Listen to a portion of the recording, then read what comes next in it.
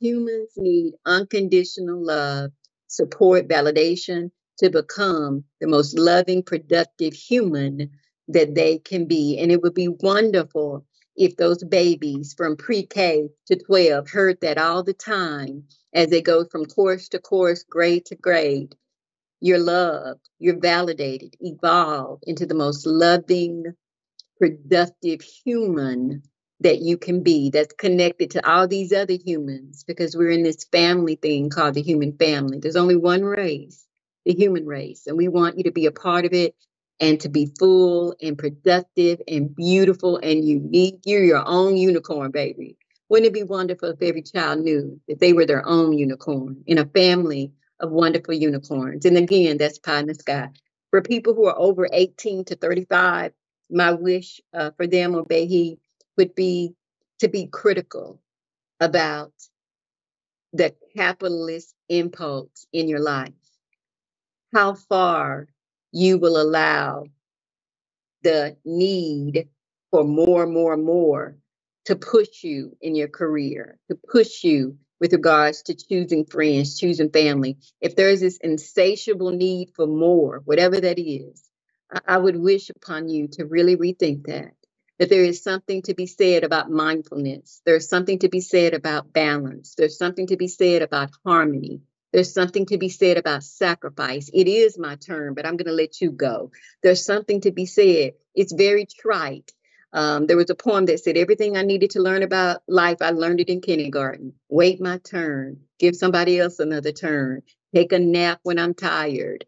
That's why I would wish for those babies in the 18 to 35 you range, that if you're not careful and if you're so focused and so consumed about going for the more, that next promotion, that next degree, that you could develop a habit of not being in balance with your own self, not being able really to tell yourself, you know what? I did that pretty well. I'm kind of satisfied. I think I'll take a break, and give yourself permission to take a break, to give yourself permission to recreate, to recreate, to give yourself permission to laugh when nothing's funny, to give yourself permission to have a friend and you have nothing in common with that person except that you're both human and you're having a different experience. In other words, to give yourself permission, Obehi, to have life. Don't postpone it until you buy the car, until you know. Give yourself permission to enjoy your beautiful life each and every day, one day at a time, and not allow capitalism to possess you and obsess you to the point you're so fixated and so driven that you can't remember the last time you laughed for no reason. You're powerful. I want to thank you for your presentation. Really, they are very beautiful. I don't know who told you that. You did make mention of it that somebody said you can talk. Really, you can talk very well. It really highly appreciating. Okay, thank you so much for that. Thank you for Mhm. having You're welcome. All right, now within African American experience or history, let's call it. You did make mention of the fact of the nation without a nation. When you were talking of W. Web Du Bois and things like that. I want you to go back again and re-explain some of that part because it's highly valuable. A nation within a nation. With in 2022, what would that mean? What would that mean to somebody? some would hear nation within a nation and maybe be slightly offended or maybe greatly offended because if anyone is an American, it's African Americans, the people who were here when Africans first arrived and Europeans first arrived, that we call American Indians, definitely American if we put that label there, because their land was not called America. But if there were any other people that would call themselves American, that would be us. We were here from the very beginning of the founding of the country. We were with explorers who came to this land. So we're extremely American in that sense. But there are those of us who have a lived experience where we are profiled and targeted in ways that other Americans are not. And it happens so much that we can even say that it's systemic. So I'm going to slow it down just a little bit. So we are definitely American, as as any other group. And in fact, the history of, and we're not counting American Indians, if we take American Indians out as the most indigenous, the next most American are people of African descent. You can take any European here, any Caucasian here, and you could probably trace when their peoples came to probably the 17th or 18th century, right? But people of African descent, our roots go all the way back to like the 14 and the 1500s. So we're the most American of all Americans. Only exception are American Indians. We're extremely American, right? But I'm suggesting that there are some experiences that we can have that targets and profiles us in unique ways. And it happens so repeatedly that the profiling and the targeting is actually systemic. And I'm going to slow down to make sure people are hearing what I say. So here's just one example. African Americans are stopped more for routine issues than other Americans. You were speeding. I thought your tags were out. One of your taillights were out. Things that, yes, are infractions, but we're stopped for those small things much more than other people. So that's targeting and profiling. What makes it systemic?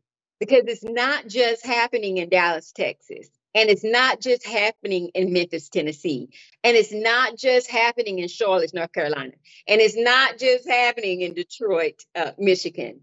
Doesn't happen so much in Omaha, Nebraska, though. Doesn't happen so much in Salt Lake City, Utah. Doesn't happen that much in Des Moines, Iowa.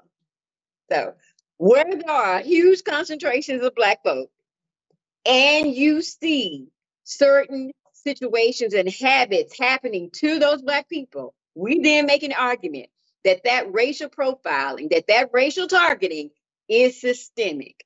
It's not localized. It's happening around the country, wherever there's a critical mass of Black people.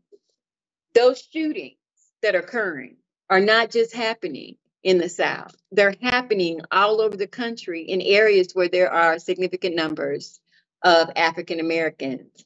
And the people who are in law enforcement, the people who are the police, if their cultural and linguistic backgrounds are not matching the people that they are policing, then you're actually doing a tinderbox. You're creating a situation for things to kind of pop off. What is the solution? Actually, it's kind of simple.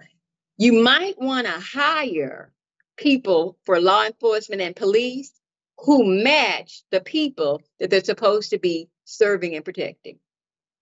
Just a thought. Because when you don't do that, and the people who are supposedly providing the protection and the service, if they are separate from and away from the culture and linguistic. Culture means how you live. Linguistic is not only how you speak, but even how you think. If their cognitive processes in their day-to-day life, the kind of music they listen to, the church they go to, the recreation they do, the jokes that they found funny, if everything is markedly different from the people that are supposed to be protecting and serving, they're not protecting and servicing those people. They are policing those people.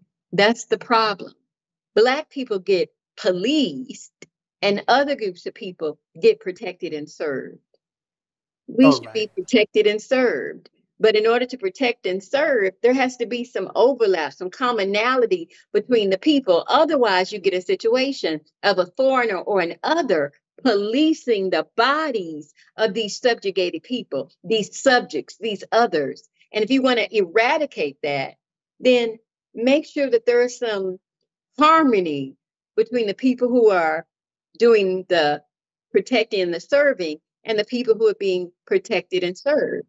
And all the time, you don't have to have a one-to-one match in terms of racial demographic, but there should be some cultural and linguistic things in common. We get people running through training sessions, and I'm going to be facetious here. Learn what it means to be Black in 3 easy steps. Take our course, and you'll never shoot a Black in the back. Okay, see, that's the problem. You're not going to identify with people by taking a 3-week course. You would identify with people if you ate at people's house. You would identify with people if you worship at the church. You would identify with people if you went to some of these games. And so what I'm talking about, Obehi, is radical. Before you can serve here in this district, you must become a part of the lives of these people. Serve on some of the nonprofit boards. Go to some of the soup kitchens. Participate in the parades. When they see you, they should recognize you as friend. They should recognize you as someone who's coming to help, not as a threat. And you can still have a gun on your hip because you're a part of the community.